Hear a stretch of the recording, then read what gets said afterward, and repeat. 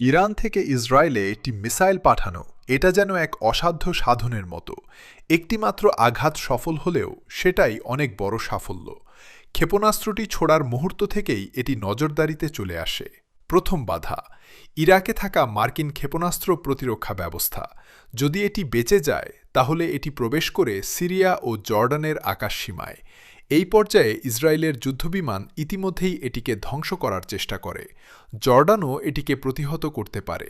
এবং এখানেই শেষ নয়, ইসরায়েলের কাছাকাছি পৌঁছানোর পর ভূমধ্যসাগরে থাকা যুদ্ধজাহাজগুলো প্রতিরক্ষায় যোগ দেয়। কিন্তু সবচেয়ে বড় চ্যালেঞ্জ এখানেই, যদি একটি ক্ষেপণাস্ত্র সবকিছু পার হয়েও যায় তাহলে এটিকে ভেদ করতে হয় আরও শক্তিশালী প্রতিরক্ষা স্তরও। অ্যারো, ডেভিড স্লিং, আয়রন ডোম, পেট্রিয়ট, একটির পর একটি। তবুও বিশ্বের সবচেয়ে উন্নত প্রতিরক্ষা ব্যবস্থা পেরিয়েও কিছু ক্ষেপণাস্ত্র নিখুঁতভাবে লক্ষ্যবস্তুতে পৌঁছাচ্ছে। Tel Aviv, Haifa. তাহলে প্রশ্ন হল, এটা কি ইসরায়েলের প্রতিরক্ষার দুর্বলতা, নাকি ইরান আরও উন্নত হয়ে উঠছে? আপনার মতামত কমেন্টে জানান।